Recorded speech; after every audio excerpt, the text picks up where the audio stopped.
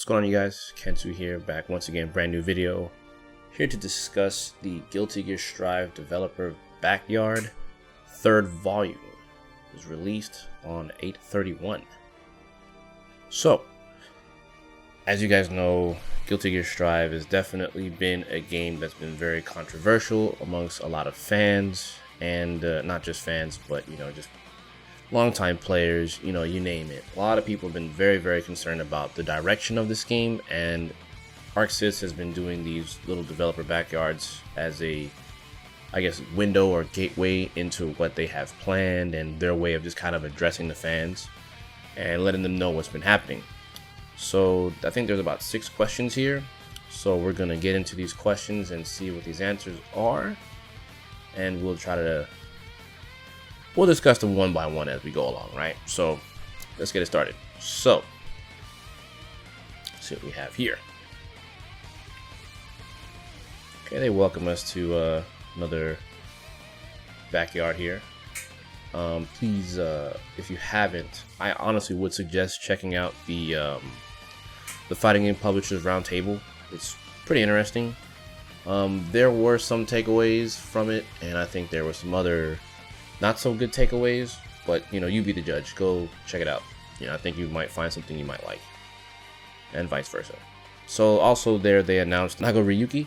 I will be the first to say that really quick, just to talk about this character, I think he's pretty cool. I think he's a great addition to the Guilty Gear series. He reminds me a lot of Hakumen. Maybe it's just because he's in all white, and I'm a big fan of characters in all white, so it's a really cool outfit. We've never seen a character like this in Guilty Gear. Like, his whole style just seems really unique to the game. So, and that's one thing I definitely give ArcSys credit for. They always do a good job of just making sure that they when they introduce characters that have properties that have never been in the series. So from what I've seen so far, it seems pretty cool. I myself am not that interested in him personally, but I do think he's a great addition to the series. So let's get into question 1. Is your goal with Guilty Gear Strive to create a complex fighting game or a simpler one? Now, from my standpoint, before I get to the answer here, this is a question that's been asked a lot. And I think this is where, as a community, I feel like we keep running into this circle of asking literally the same question repeatedly. I feel like they've addressed this even in the developer conference. They've addressed this countless times on Twitter. So it's kind of interesting to me that they decided to answer this question yet again. But I guess it's also to, reassure people that this installment is going to be, it's still going to have that layer of depth that longtime players can appreciate. So let's get into the answer. So Katano goes on to say he likes to establish that he believes that simple and easy are separate concepts. With that in mind, we'll go over the developmental concepts of GD Strive again. Once again, they've been talking about this for a while now. With the previous games in the series, new players would not be able to understand what's going on in the match when they watch high-level play, so they wouldn't feel very interested or motivated to improve. Because of that, we're working to make the appearance of the moves and general impression of the game easier to comprehend compared to prior entries in the series. However, advanced techniques will be accordingly difficult to perform. After all, if everyone chooses the same actions and combos and set play in particular end up with only one correct option, this would take away Guilty Gear's unique appeal. I agree. I believe the solution to getting new players to enjoy matches is not to make the game itself easier, but to create a ranked system that makes it easy for them to play with others who are around the same skill level. I also agree. If players can fight others at the same level, there's no need to try and make new players play the same way as advanced players, nor to make game mechanics that obscure the gap in their skill levels. I agree again. I'm certain we can make a game that new players can enjoy while also keeping advanced techniques in the game. Also, the techniques in Strive are difficult in a different way than those in previous Guilty Gear games. Series veterans have been practicing the difficult techniques from prior titles for many years now. That's why, in the current environment, we've been able to see such thoroughly optimized high-level play. True. However, our goal for this game is to create something new and equally challenging for all players. I think the biggest takeaway from this statement here from Katano is the solution to bringing in new players isn't to make the game itself easier, but to create a ranked system that makes it easy for them to play with others around their same skill level. I agree with that. I think nowadays ranked is probably a little bit more important, especially we're in these COVID times, right? So not very many players, in that are new to Guilty Gear when they played Xrd, not very many people played ranked, and there's no real good reason for it other than most people would prefer to play longer sessions and get a rapid influx of games rather than sit there and rank. Yes, especially if you're in the tournament scene, rank doesn't really mean anything. It just means you kind of play the game a lot. But I think that's kind of a good thing in a lot of ways, because it kind of is a test of your skills. Because, obviously the higher ranked players will work their butt off to get to the top and be up there and keep playing against high level players. But I think it reached a certain point where players didn't really want to do that. And part of the problem is that the ranked system is very primitive. It's pretty standard. The matchmaking for it wasn't that great. That's the problem. So once you reach a certain level, you'll probably fight super high level players pretty early on, even before hitting an intermediate level in the game's rank system. So it didn't really help out at all. But I do agree with this, that making the game more enjoyable by playing players on people on the same skill level will help you want to improve. And I also agree again that, like, as someone that teaches and explains Guilty Gear to a lot of people, it's very difficult for them to comprehend what's happening on the screen. So, and it's primarily because of how advanced the game is and how many micro situations are included in Guilty Gear, that it makes it very difficult for people to, like, truly grasp it. So, like, a lot of times, especially when you hear commentary, and this is no offense to any commentators, but, like, there's a lot of Guilty Gear that gets lost in the way of commentary when people do commentary for the game. Because there's a lot of, literally, like I said before, there's a lot of micro situations, and when commentators commentate the game, sometimes it's really hard to really pick apart those situations properly and to explain to the people. But because it's happening so quickly, it's part of the reason why that is a thing, and that's why the commentary for it is very I won't say it's not cut and dry. So this isn't a knock to the commentators, but, like, I know that they have to play within the constraints of time, because these are live matches that are happening, so they can't always break down every minute situation to explain to the people, because it would take an eternity. And I know that from experience. So with that being said, yeah, I do agree with a lot of what Katano's saying here. So now let's get into what Ishiwatari said, and he just refers to the round table video here. So he's basically like, I've answered it. Again, they've answered this countless times. That's why he's like, I'm not going to put it here in this developer thing. Just watch my video. So that's question 1, and my thoughts on question 1. So let's check out question 2. Will the story in Strive be a continuation of the previous game, or will it be the start of a new story? Ishiwatari basically says it's a continuation, so there's not much here to say. I don't feel like they've made too many spin-off stories from what I know. I mean, probably the only one is probably, like, I don't know, probably Isuka. I think it's kind of a side story to the XX series, because the XX series is still, like, a main line. But yeah, that's kind of it. Normally they tend to do a pretty good job of just moving the story along, so that's cool. By the way, if you haven't played the Xrd story modes between Sign and Revelator, I would highly suggest it. It's pretty much a long anime, so you don't really have to play anything. Just sit back, watch. It's a really cool story. Daisuke never disappoints when it comes to story, to be honest, in my opinion. Alright, question 3. I've noticed there are a few subtle, almost hidden mechanics and techniques, such as changing direction when roaming canceling an air dash, or by using faultless defense after an air dash to fall faster. Do you plan to have more similar advanced and unique techniques? And are there more that players seem to have missed in the beta? Yeah, I do think that, for example, the Drift RC, that's probably where this big point comes in, and how they use faultless defense to kind of break the air dash. I'll kind of talk about that really briefly. I wasn't the biggest fan of everyone having air dash FD breaking, aka when you would air dash, if you cancel it with faultless defense, they would fall, very similar to the way Chip would do with the faultless defense cancel on his drill kick, or jump down kick, if you will, or his dive kick. I wasn't a fan of that, because that takes away the uniqueness of every character. I understand that giving everyone, like, the same kind of universal mix-up options is like appealing, but I think it ultimately takes away, at this current stage, from what I've played in the beta, I think it takes away the uniqueness of specifically chip. I think it makes everyone too samey, it's too homogenized. I'm not a big fan of that, because that's the thing that made Chip unique. That was his thing. And I think as someone who's played Chip for years, like like I said it in a previous video before about Chip. Feel free to go check it out. I just am not a fan. I just don't like it. I don't want everyone to play like Chip. That's just the bottom line.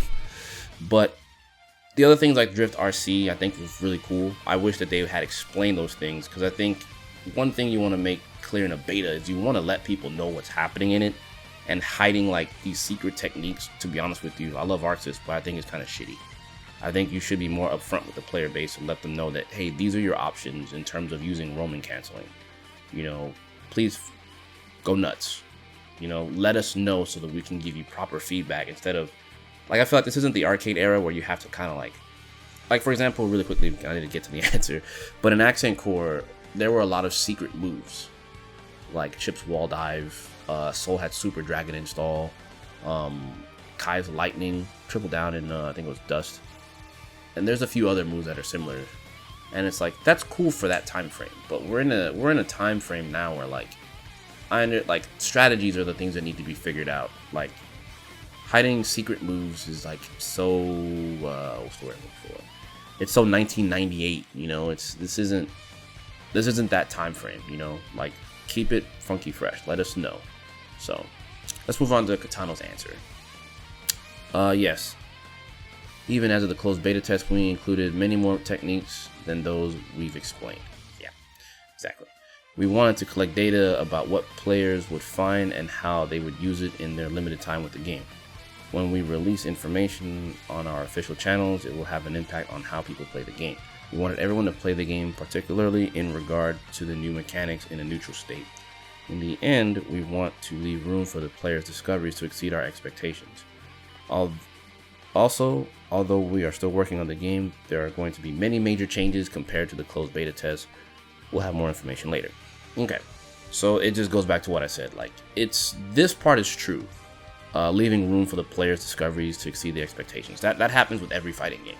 This is the difference between, I would go out on a limb and say this is the difference between games like first-person shooters and, League of Legends, Valorant, those games like that. Like, for example, Valorant has a lot of Counter-Strike pros on that, you know, and they tend to find a lot of the, for what it's worth, it feels to me like, since they're pro players, they find a lot of tech, and they decide whether or not this tech is great for the community or not. Fighting games is very, very backwards. It's definitely the opposite. Like, they'll create something in the game, and then the players figure out and they break it. Fighting game players legitimately will break stuff. Like, to be honest, we definitely will break stuff and try to find more ways to optimize like certain situations, certain characters, combos, etc., strategies, the whole nine.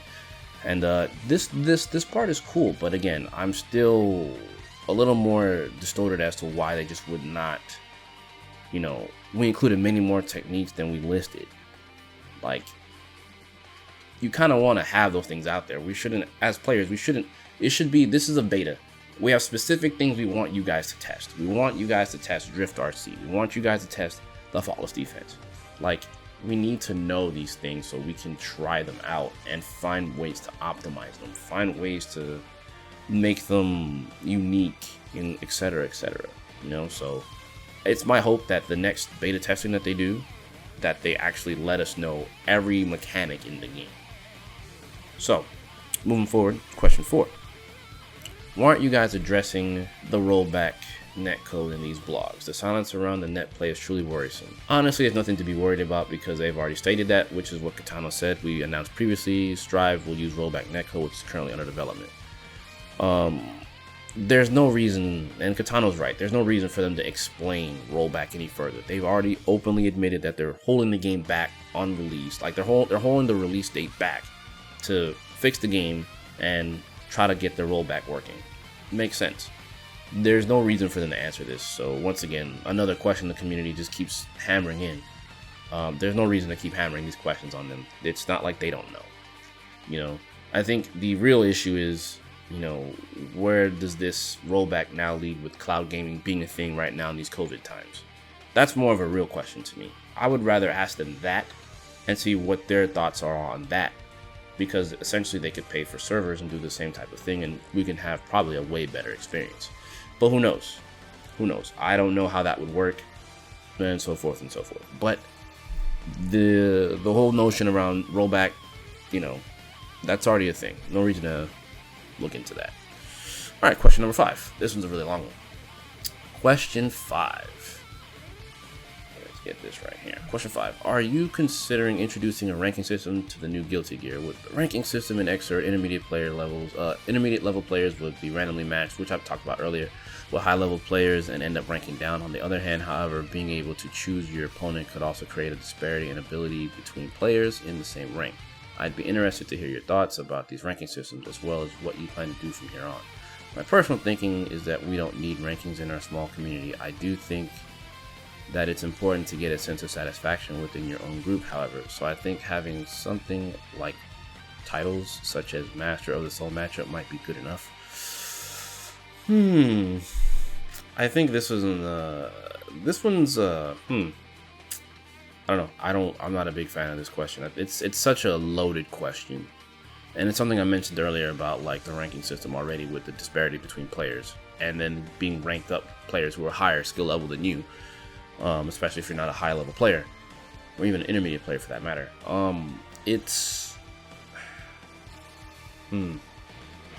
My opinion is that this, in my honest opinion, this statement in our small community, I think that's very short-sighted.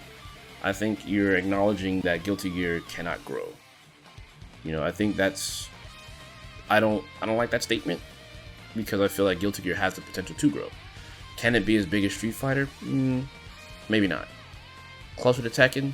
Yeah, somewhere in that ballpark. Maybe closer to Tekken, closer to Mortal Kombat, perhaps, in terms of popularity. That's a possibility.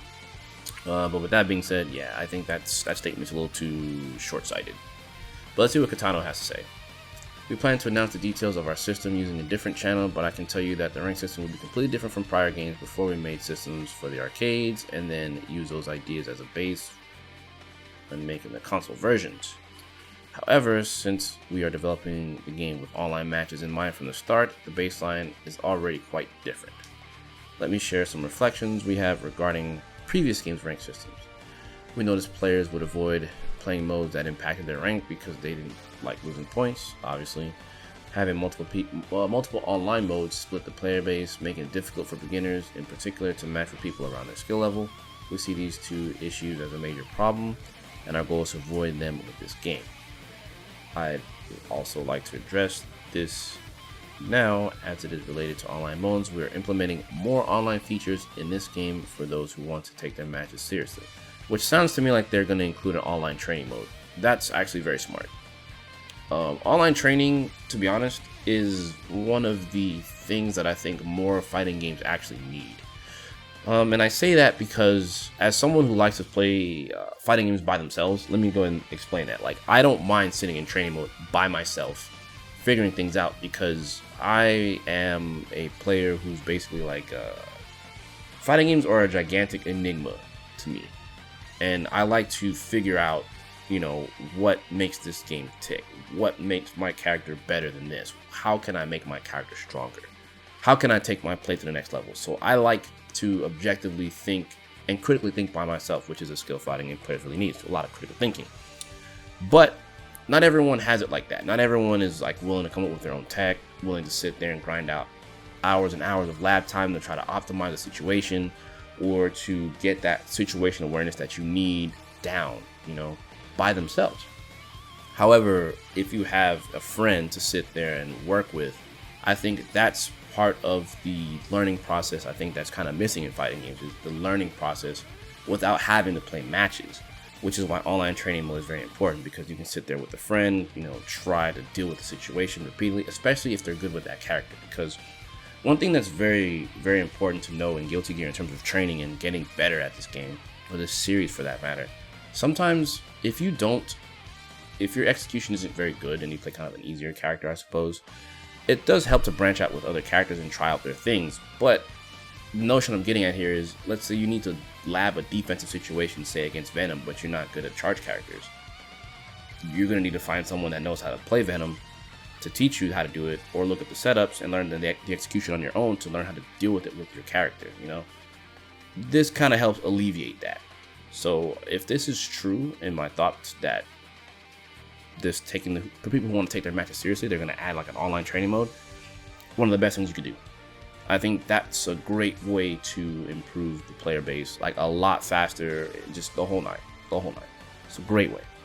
So let's get into the last question here. Question 6. How does the development team feel about the current state of instant blocking and faultless defense? With the added emphasis on risk, FD seems to have a strong place as a defensive option. It both minimizes risk gain and allows for forcing whiff punish situations from a defender who is making good decisions and paying attention to their opponent. However, IB seems like it's lost a lot of its interesting aspects from prior titles and only exists because it used to. I would agree. The interesting point around it, where you can turn block strings punishable, where you can basically turn block strings into punishable to take advantage of autopilot offense or create new defensive situations, no longer exists. It's simply meter gain. Is this enough to keep IB interesting and worth the risk, or does it need further refining and iteration to become a more thoughtful option for the defender? Okay, so simply put, this is a base question around IB not being as strong, whereas the FD is actually just a bit better. I don't disagree with this at all. Instant block in the Strive beta was very weak. For those that don't know anything about instant blocking, what instant blocking would do is it would shave off a certain amount of frames. So in normal situations, right, where someone would be plus, they'll now be negative, and it will allow you to do other things to reverse the situation around. So it's active defense. You know, Guilty Gear is a game that's always about being active to some varying degree. Sometimes just blocking is important too, but this is a way to actively block and change a situation. So each button, you know, each button on your stick, or each attack, if you will, has a set level, and with each level, it would increase in the amount of frames you could shave off in terms of them being plus or being more negative. So, for example, you know, an easy example would be you instant block said move from a character, and then you're able to backdash safely from the next attack. You know, that's a base example. I won't use characters because we don't need to get into semantics, but that's a typical situation. Or if you want to use a character, if you're using Soul and you instant block something and there's just enough space for you to use Volcanic Viper, the Shoryuken or DP, to break up a situation, that would be, you know, a reason to learn how to use it. So it teaches players to be really good on defense, not just blocking, but finding ways to, as was mentioned here, to get around like repetitive offense. And that is something that is very important in Guilty Gear. So I am definitely very concerned about FD and IB as well. So FD, I think, is really strong in Strive, actually, in comparison to IB. Not just because you don't gain any meter or anything like that, or you know, you don't gain any extra frame advantage or whatever from instant blocking, but it's the fact that it pushes out so far now. So with punishing autopilot in this game seems a lot easier in comparison. But let's see what the devs have to say. Ishwatari. We are continually debating defensive game mechanics. To address instant block specifically, in the closed beta test, we simply decreased the reward gain from successfully IBing in order to avoid IB becoming a prerequisite for matches and strategy. However, this removed any incentive to try IBing, while also failing to improve the mechanic because the input required remained unchanged. So we're currently rethinking the input and effect of IB completely. Our plan is to make the mechanic something more exciting by the time you can play the game. So, I believe that is the last one. So we got another one coming in, more news about the game for you in October. Let's have a new one coming in October. So, I'm going to address this lastly. Yeah, I don't disagree with, you know, again, the way IB was implemented was pretty bad. in my personal opinion, I feel that IB doesn't really have an incentive in the current one. This is true, but I think the idea of avoiding instant blocking to becoming a prerequisite for gameplay is that's a tough one, because it's a mechanic that's been in the series for such a long time, and it helps for advanced players to deal with certain things. It just helps the game overall in a defensive way. So again, it turns your defense into offense because you can reverse the situation. I'm not sure what to think, honestly, about that statement in particular about learning how to IB is a prerequisite. But as people like to say these days, it's a knowledge check, right? Like, if you can't IB this thing, then they're just going to get abused. So I think they have to think of a way to make this not so jarring, because they could remove it altogether and that wouldn't do anything. I think a way you could reverse it, honestly, is make IB, just my off the cuff thought, is you can probably use IB as a way to shave off risk instead of it gaining risk, because in this game currently, risk build is pretty high. It's a lot faster than some of the other games, especially the older games. The older games, you don't build risk nearly as much as this game and Xrd. Xrd risk build is pretty high, and I think they found a decent medium with it in Xrd, so it's not so bad. But I think that IB could be used in a way to shave off risk build, as opposed to just changing frame data. Because what ends up happening is you get a reason to use it on defense, and I think it kind of lets you decide whether or not you want to FB or shave off risk build. That's an option. They probably considered it. But I think if it changes frame data, I won't lie, I honestly think it would be too much for new players to really get down. I know on one front one would say, well, if they play the game enough, it will be like it'll be fine if they play the game enough. But I think ultimately it's something where you don't want the game to be, it's already organic, but then it can turn very mathematical, kind of quick. So I think to shave that off, I think that's one way to go about it, but it could be a fixed amount of reduced block stun as well. But I think it might just be too jarring for newer players. But I think one of the easiest solutions is to make it reduce risk build, and it gives you a reason to do it. So you can deal with, like, maybe you could do it plus frames, but you still have access to that angle. So it gives you meter gain, and so you think about it, right? It gives you meter gain, which is great, like overall, and then it brings down the risk gauge so that you won't die from just a stray hit now, And it'll turn, because right now basic combos are like just killing people, which is kind of crazy. So that's why I think that it will probably be a lot better, maybe in that regard. Maybe it can help with the burst mechanic. I don't know. There's so many different ways, but that's the first thing that came to mind, is just to reduce the risk. Because right now there's no way of reducing your risk outside of just FDing and getting someone away from you for a whiff punish. But I think the other strategic way to deal with it is to use IB as a way of gaining meter and reducing risk, so that, because if you think about it, the attacker gets rewarded pretty heavily right now in Strive, strictly because risk build is pretty high. The limited Gatlings at this current point, coupled with reduced risk, could help, I think. This is sort of a hot take, I suppose, but again, this is my opinion. I don't know, you guys can tell me what you think in the comments below. A good way that they could utilize instant block for you longtime players could be something. I think it's a decent point of discussion. So with that being said, I'm going to end this video. Again, please feel free to leave any comments, any concerns, any of that, let me know.